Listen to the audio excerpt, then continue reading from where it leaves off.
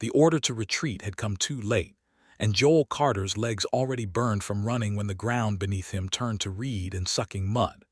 Behind him, whistles cut the fog rolling off Lake Sarin, orc warhorns answering in a rhythm that told him the Vanguard had already flanked the ridge his patrol was supposed to be falling back through. He had one thought left in him, clear as a bell through the panic. Get Tomas Reed to the tree line before the marsh swallowed them both. Tomas hung off his shoulder, blood soaking through the boy's leather jerkin where an arrow had opened his side, feet dragging useless furrows through the muck. Joel's own short blade was still in his hand, though he could not remember drawing it. Behind them the rest of the border patrol had scattered into the fog, every man for himself, and Joel did not blame them for it.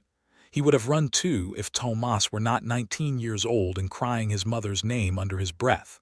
"Almost there," Joel said, though he did not believe it. "Almost there, Tomas. Keep your feet under you." He never heard the orc who caught him. That was the first thing that struck him afterward. In the long nights he had to think it over. That a woman built like a war hammer had come through wet reed and fog without a sound, and the only warning he got was her spear haft slamming into the back of his knees, dropping him and Tomas both into the black water. Joel came up spitting mud, blade still somehow in his fist, and found the point of a long orc spear resting against his throat before his eyes had even cleared enough to see who held it. She was enormous in the way a storm is enormous, not shapeless but coiled, every line of her a promise of violence held just barely in check. Green-gray skin caught the gray morning light, and dark hair was bound back in thick plaits threaded with bone beads that clicked faintly as she moved. She wore fitted Vanguard leathers, dark and rain-oiled, lace tied up a torso corded with muscle, a leather harness crossing between full breasts to hold a long knife at her ribs, vambraces strapped snug over powerful forearms. Her eyes, when Joel finally focused on them, were a startling amber, and they were not looking at him the way he expected an Orc Vanguard's eyes to look at a human scout caught helpless in the mud. There was no bloodlust in them. There was something closer to curiosity, sharp and assessing. "Drop the blade," she said, in the common tongue, thickly accented but perfectly clear, "or I open your throat before your next breath." Joel let the short blade fall into the water. Behind him, Tomas whimpered and Joel felt the boy's fingers claw weakly at his sleeve. "He needs a healer," Joel said, his voice steadier than he felt. "Not me, him. Let him go and do whatever you want with me." The spear point did not move, but something flickered behind those amber eyes. Around them, other shapes were emerging from the fog. 4 orc warriors in matching Vanguard leathers, weapons drawn, faces hard with the particular hunger of soldiers who had chased fleeing enemies before and knew how this was supposed to end. One of them, a broad-shouldered male with a scar splitting his lower lip, called out something harsh in the orc tongue, gesturing at Joel and Tomas with the flat of his axe. The word he used needed no translation. "Kill them." "Order the retreat, human," the woman said, ignoring the male entirely, her spear steady at Joel's throat. "Call off whatever is left of your patrol. Do it now, while I am still deciding whether you are worth the trouble of sparing." "They are already gone," Joel said. "I am the retreat. Me and him. That is all that is left." She studied him for one long moment, rain beating on the leather at her shoulders, and Joel understood with sudden clarity that his life was balanced on whatever she decided to do in the next few heartbeats. He had heard stories his whole life about Orc Vanguards, about the border wars his own grandfather had fought in, about creatures who took no prisoners and left no wounded. He had never heard a story about one who paused. "You carried him," she said finally, nodding at Tomas without lowering her spear. "Through the marsh, on your back. I watched you do it for the better part of a mile, human, while your own kind ran and left you both to die. Why? Because he is mine to bring home," Joel said. "I am the border scout who is meant to answer for every man in that patrol. I could not march on and leave him." Something shifted in her face, some decision arriving behind those amber eyes, and she lowered the spear an inch, not away from him entirely, but enough that he could breathe without the point pressing his skin. "Grok," she said without turning, addressing the scarred male in the common tongue now, clearly for Joel's benefit as much as her own warbands. "This one does not march on. Neither does his wounded pup. We take them both." The scarred orc Grok spat into the reeds and snarled something furious, gesturing again at his weapon, at the two humans kneeling helpless in the muck, at the plain and obvious opportunity being wasted. The woman turned on him with a suddenness that made even Joel flinch, and her voice cracked across the marsh like a whip. "I lead this vanguard, Grok Bonecrusher, not you. When I want your counsel, I will ask for it. Bind their hands. We march them back with us." Grok's jaw worked, fury plain on his broad face, but he obeyed, stalking forward to haul Tomas up by the collar with more roughness than the boy's wound could bear. Joel started forward, some instinct to protect overriding every survival sense he had, and found the spear at his throat again in an instant, the woman's face inches from his own. "You will not march on," she said quietly, and there was something almost amused buried beneath the iron of it, "and you will not fight me either, human. Both of those roads end the same way. Be smart, be still." "My name is Joel," he said, because it seemed important suddenly that she know it. "Joel Carter."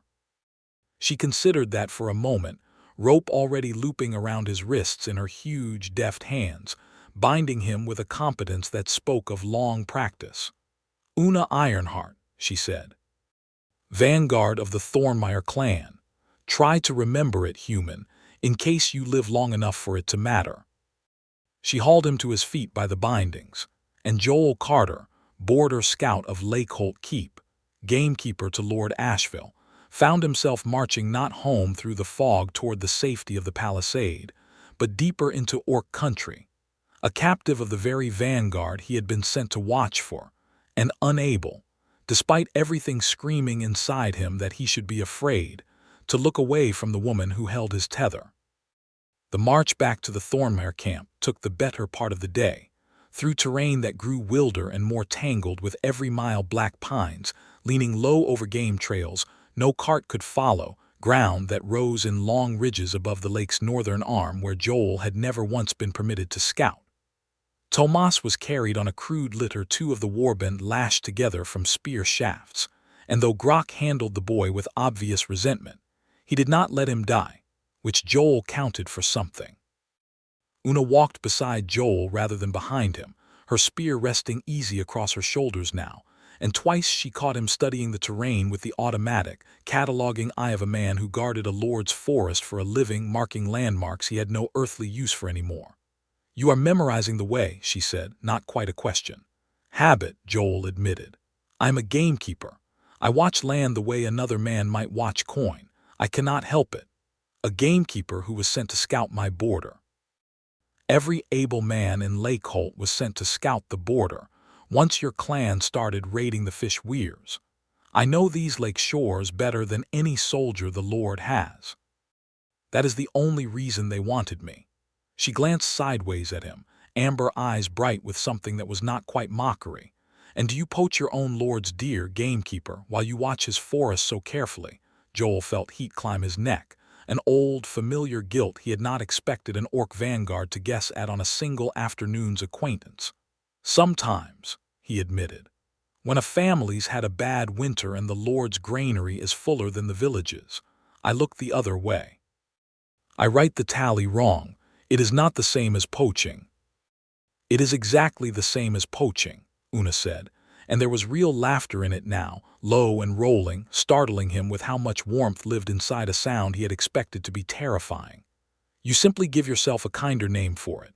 Humans are very fond of kinder names for the things they do. And orcs are not."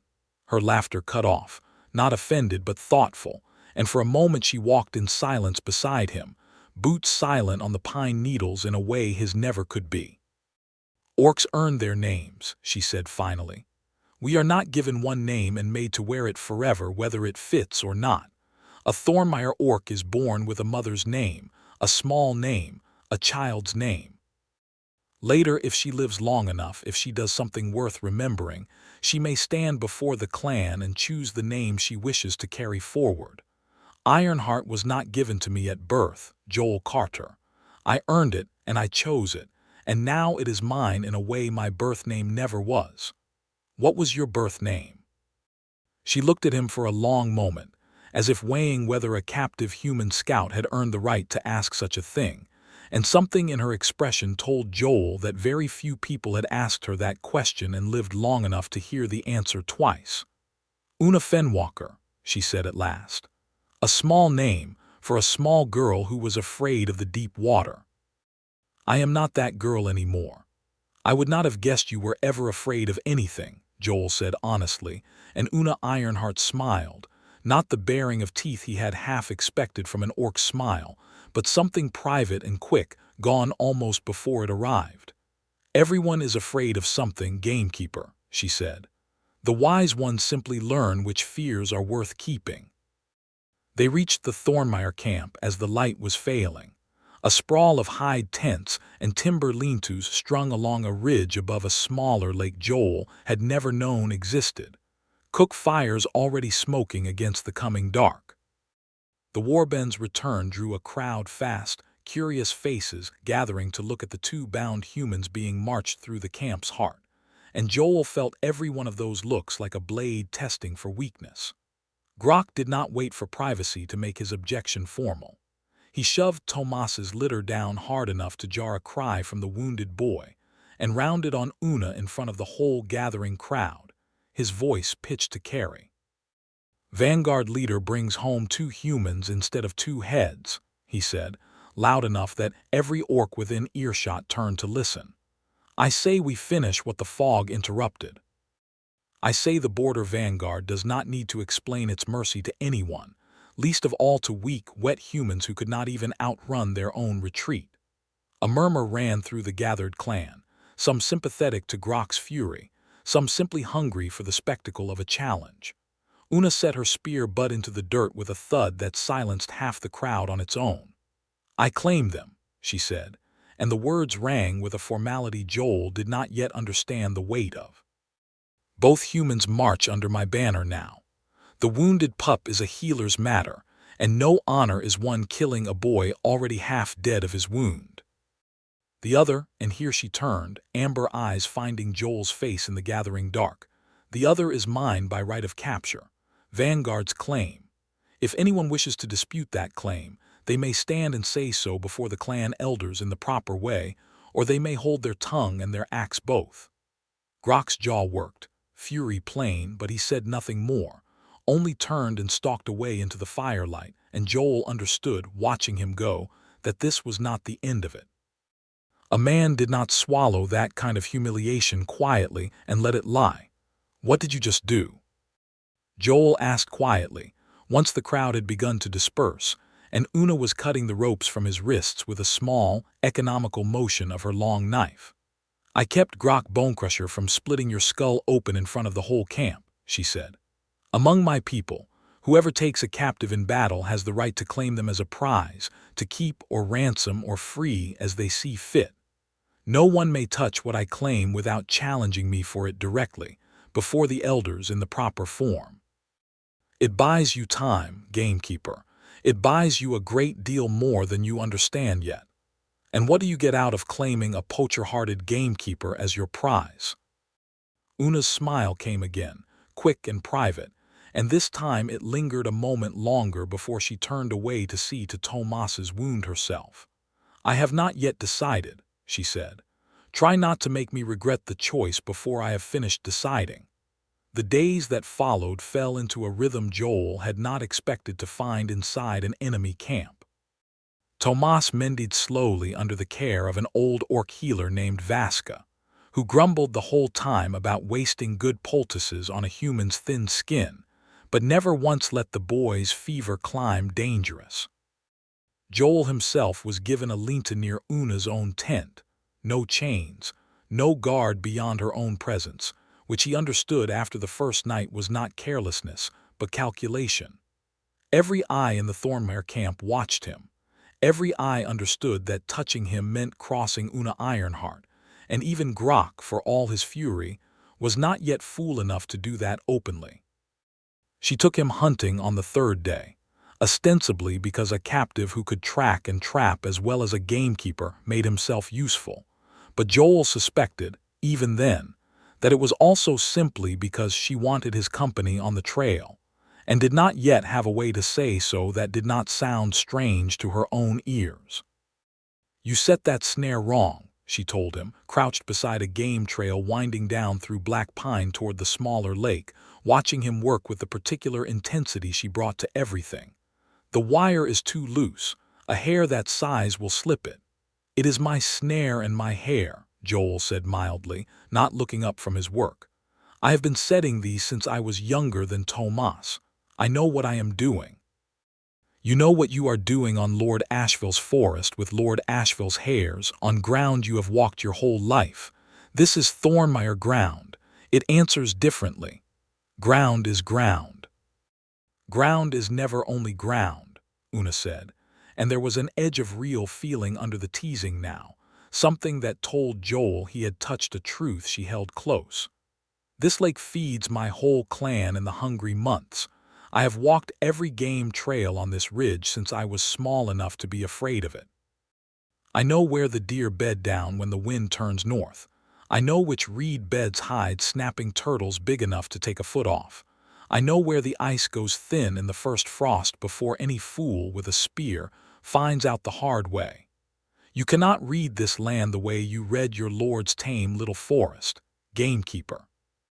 Let me show you, or your snare will sit empty until the wire rusts." She reset it herself, hands moving with a huntress's sure economy, and Joel watched her rather than the snare, struck by how completely she belonged to the ground beneath her feet in a way he had never quite belonged to anything, not even the forest he had guarded for 6 years of his life. "You are staring," Oona said, without looking up. "I am learning," Joel said. "You said to let you show me." "I did not say to stare at me instead of the snare. I can do both. I am efficient that way." That earned him a short, surprised laugh, and when she finally looked up at him, something had shifted in the amber of her eyes, something warmer than curiosity now, though neither of them named it yet. That night, around the smaller cook fire she kept apart from the main camp, she told him about the name right properly, unprompted, as if the subject had been sitting in her chest since the day she gave him her own history on the march. "When a Thornmire warrior wishes to choose her name, she must stand before the clan elders and recount the deed she believes has earned it," Oona said, feeding a branch into the flame. "It is not given lightly. My mother chose no new name in her whole life. She died Fenwalker, same as she was born, because she never did anything the elders judged worth remembering beyond her own household. I did not want that. I wanted a name that was mine, chosen, not simply inherited. What did you do to earn Ironheart?" She was quiet a long moment, firelight moving across the strong planes of her face, and Joel understood he had asked something that cost her to answer. "There was a winter, 6 years past, when a starving Grendel bear came down off the high ridges and took 3 children from the camp before anyone could stop it," she said finally. "I hunted it alone for 4 days, through snow up past my knees, because I could not bear to wait for a full warband to be gathered while it hunted again.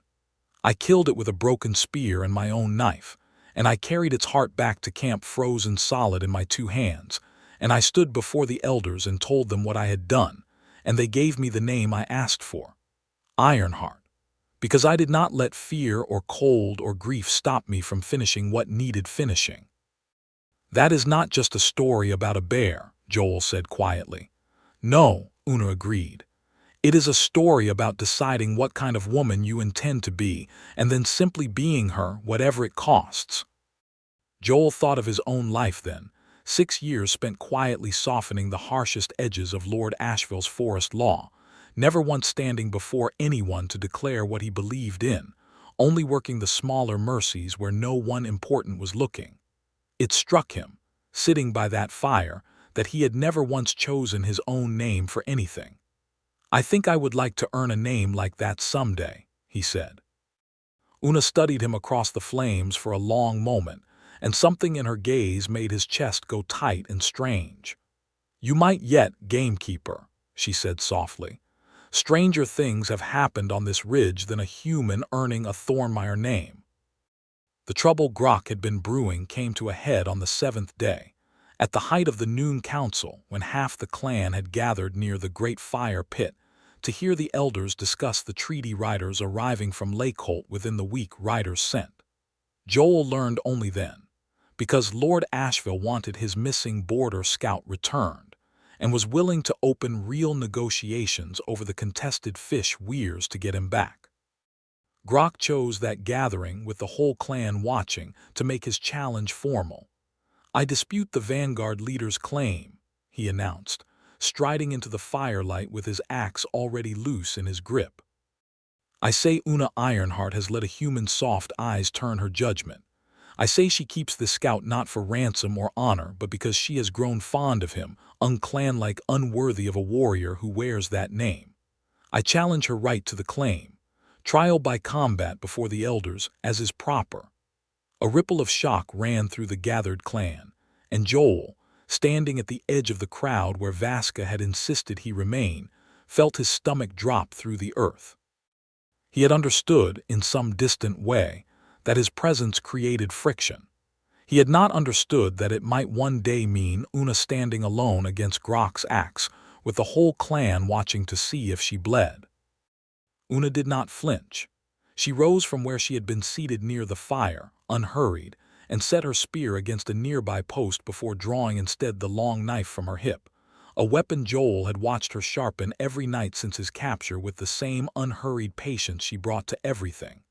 "I accept the challenge," she said, voice carrying easily across the hushed crowd.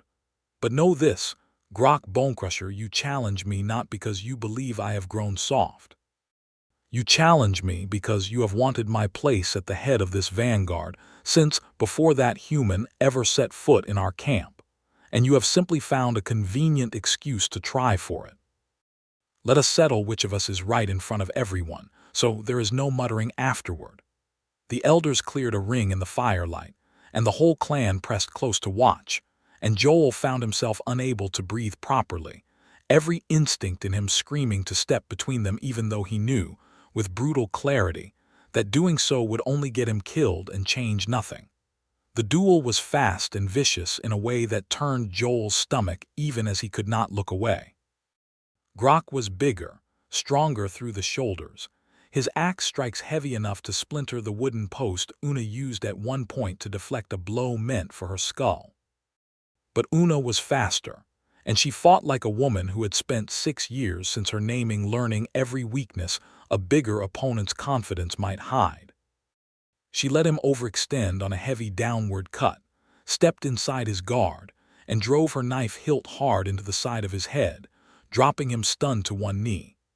But he recovered faster than Joel expected, surging up and catching her across the ribs with the axe's flat, a blow that would have broken bone had it landed true, and knocked her sprawling into the dirt at the ring's edge, dangerously close to where Joel stood among the crowd. Grok raised the axe for the finishing blow, and Joel, without any conscious decision to do it, stepped forward and shoved the nearest onlooker's spear half sideways with both hands, throwing off the balance of the man beside Grok, who had been shifting to block Oona's retreat, opening the half-second of space she needed to roll clear and come up with her knife already moving. It was a small thing, a single desperate shove that could easily have gotten him gutted by any orc offended enough to take exception, but it worked, and Oona used the gap to drive her blade into the meat of Grok's thigh, dropping him hard, ending the fight with her knife at his throat and the whole clan gone silent around them. "Yield," she said, breathing hard, "or die for pride alone, Grok. Choose quickly." Grok yielded. The elders declared the claim upheld, the challenge settled, and the clan began gradually to disperse back toward the cook fires, the spectacle over, though more than one orc cast a long, thoughtful look at the human scout who had dared interfere in a trial by combat that was, technically, none of his business at all. Oona found Joel afterward, near the smaller lake where Vasca had sent her to soak the bruising along her ribs in cold water, and she did not thank him in words at first. She simply looked at him for a long moment, water dripping from her plates, ribs already darkening with the mark of Grok's axe, and something in her amber eyes had gone soft in a way Joel had not seen there before. "You could have been killed for that," she said. "Interfering in a trial by combat is not a small thing among my people." "You could have been killed for keeping me alive in the first place," Joel said. "I figured we were already even on foolish risks. That is not the same thing." "It is exactly the same thing," Joel said, echoing her own words from the march, and Oona laughed despite herself. A real laugh, warm and startled out of her. "You are learning to argue like a Thornmeyer," she said. "That is either a very good sign or a very bad one. Which do you think it is?" She stepped closer, close enough that Joel had to tip his head back to hold her gaze, close enough that he could feel the heat coming off her skin despite the cold lake water still dripping from her hair. "I have not decided," she said, echoing herself now, and there was nothing distant in it this time, only a slow, deliberate honesty. "I think perhaps I do not want to decide too quickly, gamekeeper, because I suspect once I do, there will be no going back to pretending you are simply a claim I made to save your life." "Was it only that, in the beginning?" "In the beginning," Oona said softly, "yes, it was only that." And now, she did not answer with words. She closed the last small distance between them and kissed him instead, slow and certain, her hand coming up to rest against his jaw with a gentleness that startled him more than her strength ever had. And Joel Carter, border scout, gamekeeper, a man who had spent his whole life quietly overlooked by everyone whose opinion was supposed to matter, felt for the first time in his life entirely, fiercely chosen. The treaty riders from Lake Holt arrived 4 days later, and their arrival changed everything at once. Lord Asheville had sent his steward, a narrow, careful man named Halbrook, along with a small honor guard, and their business was plain from the first moment. They wanted the return of Joel Carter and the wounded scout Tomas Reed, and they were prepared, grudgingly, to discuss the contested fish weirs along the lake's northern arm in exchange for it, since war over a handful of weirs profited no one, and Lord Asheville's coffers could ill afford another season of border skirmishing. Joel stood at Oona's side when Halbrook's party rode into the Thornmeyer camp under a truce banner, and he watched the steward's face go carefully blank at the sight of him standing there unshackled, apparently unharmed, close enough beside the Vanguard leader that no one with eyes could mistake the arrangement for simple captivity anymore. "Master Carter," Halbrook said, dismounting stiffly, "Lord Asheville will be relieved to hear you live. We had feared the worst, given how long the clan has kept you." "I am well treated," Joel said, "better than I expected if I am honest."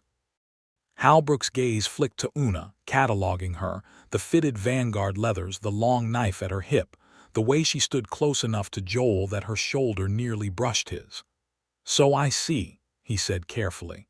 "The clan elders have agreed to discuss the weirs. Lord Asheville is prepared to be generous, given the circumstances. We would like to conclude this business quickly and bring our scout home."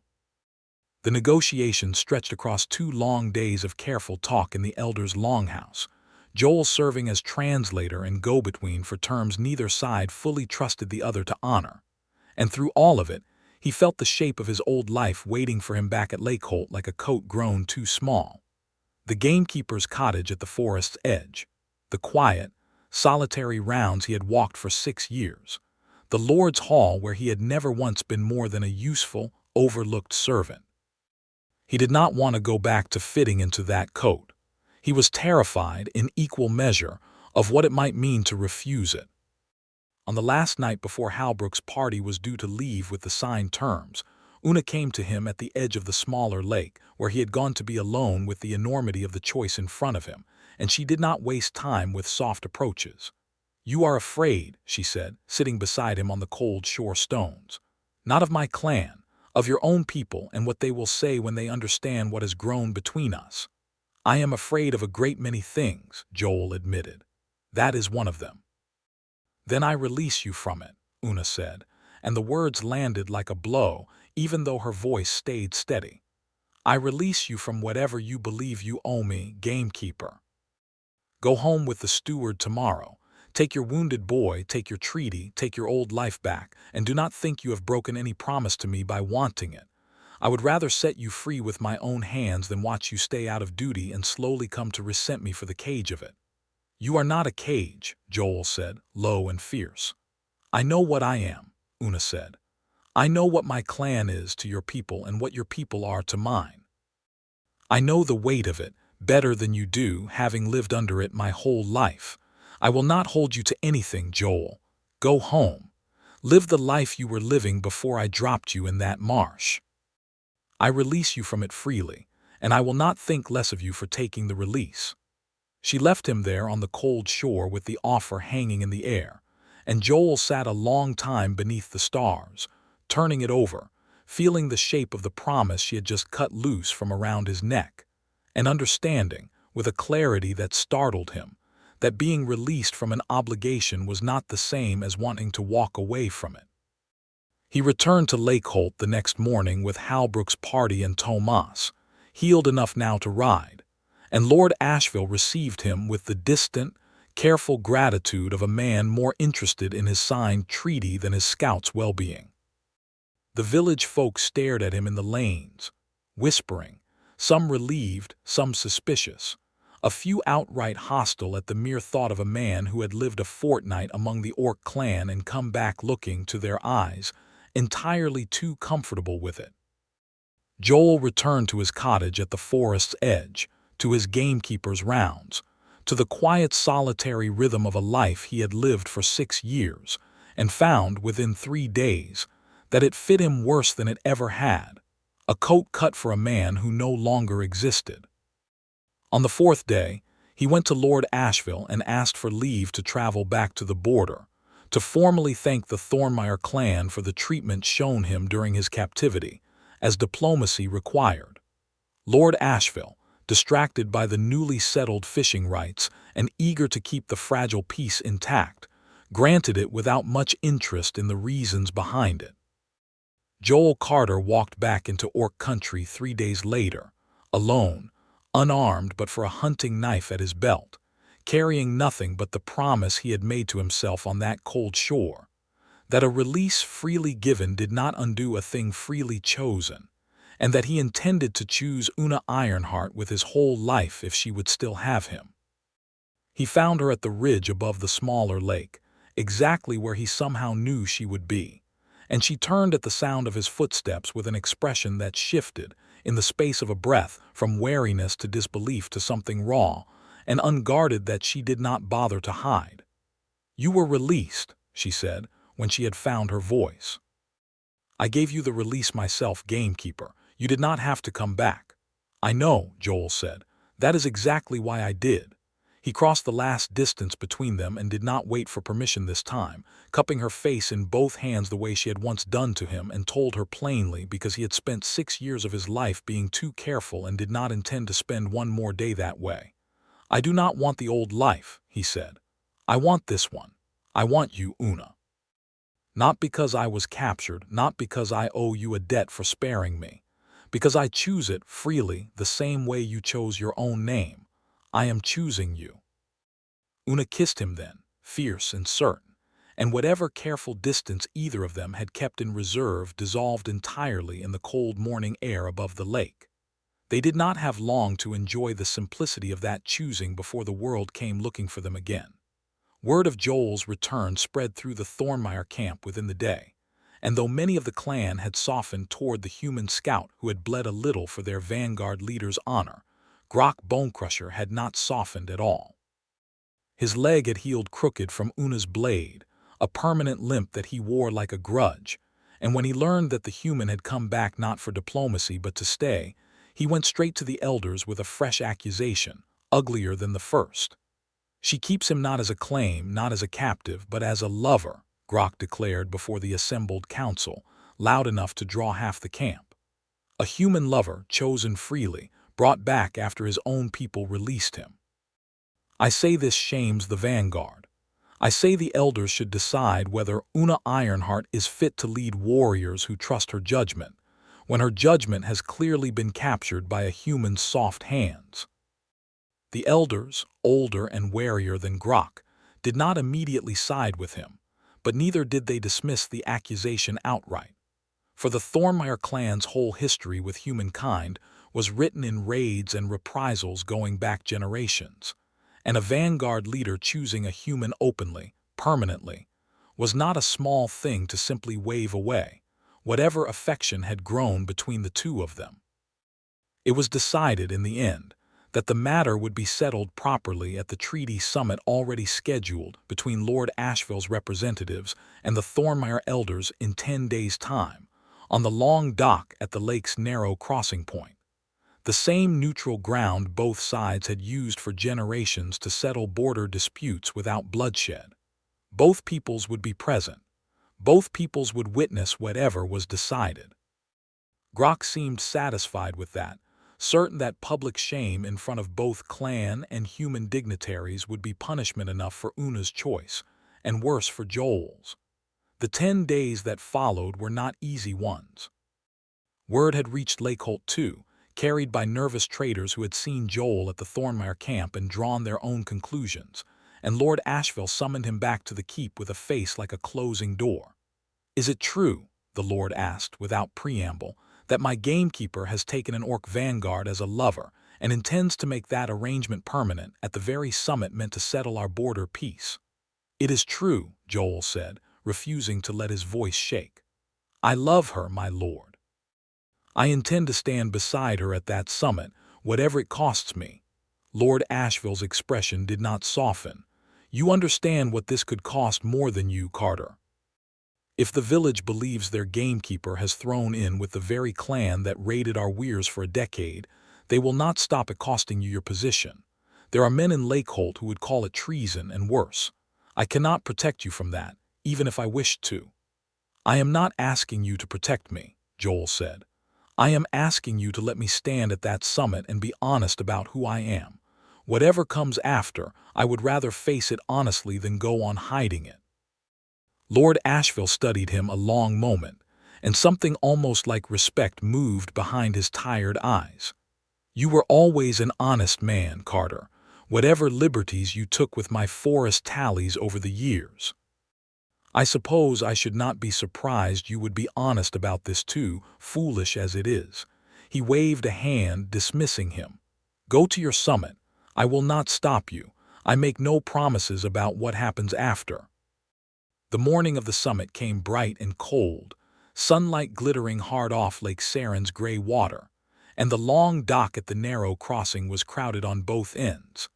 Lakeholt villagers and soldiers gathered at the near shore. The Thornmeyer clan assembled at the far, with the neutral middle stretch of weathered planking left open for the negotiators to meet upon, as tradition demanded. Joel stood among the Lakeholt delegation at first, at Halbrook's side, watching Oona approach from the far shore with the Thornmeyer elders, Grok limping along near the back of the formation, with an expression of ugly anticipation that made Joel's stomach turn. This was the moment Grok had been waiting for, a chance to humiliate Oona in front of both peoples at once, to force the council's hand where private grumbling had failed.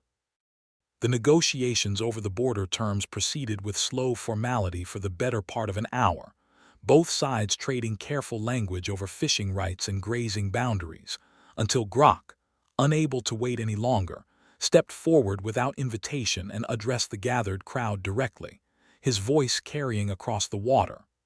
"Before this council concludes," he announced, "let it be known what shame the Vanguard leader has brought upon the Thornmeyer name. She has taken a human lover, chosen freely, kept against all custom and caution. Let both peoples witness it, so neither can claim ignorance later when this arrangement brings trouble to us all." A murmur of shock ran through both crowds at once, Lakeholt villagers craning to see, Orc warriors muttering among themselves, and into that charged silence before either Oona or the elders could speak, Grok turned and pointed directly at Joel and Oona standing near each other at the dock's edge. "Ask them yourselves," he said. "Ask them if it is true." Oona did not flinch, did not retreat, did not so much as glance toward the muttering crowd for support. She crossed the last few feet of open dock and took Joel's hand in front of everyone, lacing her fingers through his with deliberate, unhurried certainty. And the whole gathered crowd on both shores went utterly still at the sight of it, an Orc Vanguard leader, and a human gamekeeper standing hand in hand on the neutral dock where their peoples had settled border disputes for 3 generations. "It is true," Oona said, loud enough to carry to both shores. "I love him. I chose him freely, and he chose me the same way, and I will not stand here and pretend shame for something that has never once felt like shame to me." A ripple of outrage went through parts of both crowds. A Lakeholt soldier's hand dropped to his sword hilt. A Thornmire warrior spat curses in the old tongue. And for one terrible moment, the whole delicate piece of the summit seemed to teeter on the edge of collapsing into violence right there on the dock, both sides ready to blame the other for whatever came next. It was Joel who stepped forward then, placing himself between Oona and the angriest of the gathered soldiers, his empty hands raised, his voice steady despite the pounding of his own heart. "Before anyone reaches for a weapon," he said, loud enough for both shores to hear, "ask yourselves what this peace has actually cost us to build these past 10 years. Ask yourselves how many border skirmishes it took, how many sons on both sides, before anyone was willing to stand on this dock and talk instead of fight. I am not ashamed of loving her. I am not ashamed of choosing her. And I do not believe either of our peoples can afford to throw away a hard-won peace over the shape of who loves whom, when we have already paid so dearly to stop hating each other long enough to stand here at all." Silence held the dock a long moment, tense and uncertain, the water lapping quietly against the pilings below, until one of the Thornmire elders, an old Orc woman named Grishka, gnarled and gray, who had sat on the council since before Oona's own birth, stepped forward with the slow authority of age. "The Vanguard leader has broken no law of our people," Grishka said. "There is no custom among the Thornmire that forbids love, however strange its shape. There is only fear, and fear has never once been law, whatever Grok Bonecrusher wishes it to be." She turned a hard look on Grok, who shrank slightly under it despite his size. "You have made your accusation twice now, Grok, and twice the matter has settled itself without shaming anyone but you. I think it is time you learned to hold your tongue." Halbrook, for his part, looked distinctly uncomfortable being asked to weigh in on a matter of the heart at a border treaty summit, but Lord Asheville had given him clear instruction before he left Lakeholt, and he cleared his throat and delivered it now, stiff but plain. "Lord Asheville's only concern," Halbrook said carefully, "is the peace of this border and the safety of his people. If Master Carter's choices bring no danger to that peace, Lord Asheville has no formal objection to lodge. He asks only that whatever arrangement is made, it be made honestly before both councils, so that no one may later claim to have been deceived." It was, Joel understood, as close to a blessing as either side was likely to offer, and it opened the door for exactly the hard bargain he had spent 10 sleepless nights preparing to ask for. "Then let me propose something honest," Joel said, turning to address both shores at once, his hand still tight in Oona's.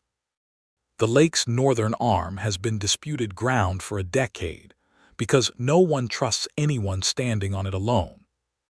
I propose a warden's post at the narrow crossing, held jointly, one voice from Lakeholt, one voice from the Thornmire clan, answerable to both councils, responsible for keeping this peace instead of merely negotiating it fresh every time trouble flares. I ask that Lord Asheville release me from my gamekeeper's oath to take that post, and I ask the Thornmire elders to grant Oona Ironheart the standing to hold it beside me, as equals, neither above the other." It was a bold thing to ask, and Joel felt the weight of every eye on the dock as both councils considered it. Lord Asheville's steward exchanging a long look with the soldiers behind him, the Thornmire elders murmuring together in low, rapid tones. Grishka was the one who finally spoke for her people. "A joint warden's post," she said slowly, testing the shape of the idea, "answerable to both councils, would mean neither side could claim the crossing was being watched only by their enemies. It is not the worst notion I have heard proposed on this dock. She looked to Oona directly. "Would you hold such a post, Ironheart, and answer to this council as its warden, alongside your human?" "I would," Oona said, without hesitation, "and gladly." Halbrook, after a hurried conference with the soldiers who carried Lord Asheville's authority in his absence, gave the same answer for Joel's side, subject to the Lord's formal seal, which he did not doubt would come once the peace terms it secured were made plain. And so it was decided, there on the weathered dock above Lake Saren's cold water, with both peoples watching, that Joel Carter would be released from his gamekeeper's oath and granted the northern crossing as joint warden, and Oona Ironheart would hold the same post at his side, neither above nor beneath the other, bound only to each other, and to the fragile, hard-won peace they had just helped save from collapsing into violence. That evening, before the crowds had fully dispersed, Grishka called Joel forward to the fire the elders kept near the dock's far end, and made him an offer he had not expected, though Oona's small, private smile told him she had guessed it was coming. "You have earned something rare tonight, human," Grishka said. "You stood on this dock and chose a harder truth over an easier peace, and it worked in your favor besides, which does not always happen. Among my people, that is the kind of deed worth marking with a chosen name if you wish it. You need not take a Thornmeyer name to belong to us, Joel Carter. But if you wish to choose one to carry alongside the name your own mother gave you, the offer stands." Joel looked at Oona, who watched him with an open, unguarded hope she made no effort to hide, and he thought of the fire 6 days into his captivity where she had told him about the Grendel bear, about choosing what kind of person you intended to be and simply being them, whatever it cost. "I would like that," Joel said, "though I think I will keep Carter for my mother's sake." "What would you suggest for a gamekeeper who has decided to be a warden of this crossing instead, and loves an Orc Vanguard more than he has ever loved anything?" Grishka considered him with a slow, appraising look, and it was Oona, not the elder, who answered first, low enough that only he could hear it. "Still water," she said, for a man who finally stopped running long enough to let the water settle around him. Grishka nodded slowly as if she too had heard, and the small crowd of elders who remained by the fire murmured their approval, and it was decided right there that Joel Carter would also be known among the Thornmeyer clan, and at the warden's post he would share with Oona Ironheart as Joel Stillwater, a name chosen, not inherited, exactly the way she had once chosen her own. They built their warden's cottage that autumn on the low rise above the narrow crossing, timber and stone raised by both Lakeholt hands and Thornmeyer hands working side by side for the first time in living memory. An odd, uneasy cooperation at first that slowly, over the weeks, softened into something almost like friendship between the workers on either side. Tomas Reed, fully healed and grateful in a way he never stopped voicing, came often to help, and Grishka herself visited twice to inspect the progress with the particular suspicion of an old woman who trusted very little that she had not built herself, pronouncing it, on her second visit, adequate for humans. Grok Bonecrusher did not trouble them again. Whatever pride he had nursed through the challenge and the summit both seemed to have finally exhausted itself against the plain, stubborn fact of a peace that held, season after season, exactly because two people who might have been enemies had chosen, instead, to stand together at the crossing where their two peoples met. On the evening the cottage was finished, its hearth lit for the first time against the coming cold, Joel stood on the small dock they had built below it, watching the lake go still and silver in the last of the light, and Oona came to stand beside him the way she had that first cold night above the smaller lake, close enough that her shoulder rested against his. "You gave me the release," Joel said softly, "and I came back anyway. Do you regret it? Any of it, the challenge, the summit, Grok's spite, any of the trouble I have brought you?" Oona turned him gently by the shoulder until he faced her fully, amber eyes warm in the fading light, and there was no hesitation at all in her answer. "I have hunted this ridge since I was a girl too small to be trusted with a spear," she said. "I have earned a name in blood and cold and grief, and stood before elders who feared me and warriors who envied me, and I have never once in all of that felt as certainly chosen as I did the moment you walked back into my camp after I had already set you free. No, Joel Stillwater, I do not regret 1 hour of it. I would walk through that whole marsh again, 100 times over, if it meant catching you at the end of it every single time. He kissed her then, on the dock they had built together, with the lake going dark and quiet around them, and the warden's cottage warm and waiting at their backs. And Joel Carter, gamekeeper no longer, scout no longer, a man who had spent so many years of his life quietly overlooked by everyone whose notice was supposed to matter, understood, at last and completely, what it meant to be seen, to be wanted, to be chosen again and again by a woman who could have had anyone and had decided, against every old hatred her people and his carried, that he was the one worth choosing. They stood together on that dock a long while, the border settled, the peace held, the whole rest of their lives laid out ahead of them like the still, silver water at their feet, two wardens of one crossing, bound not by capture or claim any longer, but by a choice made freely, and kept, on both sides, exactly when it mattered most.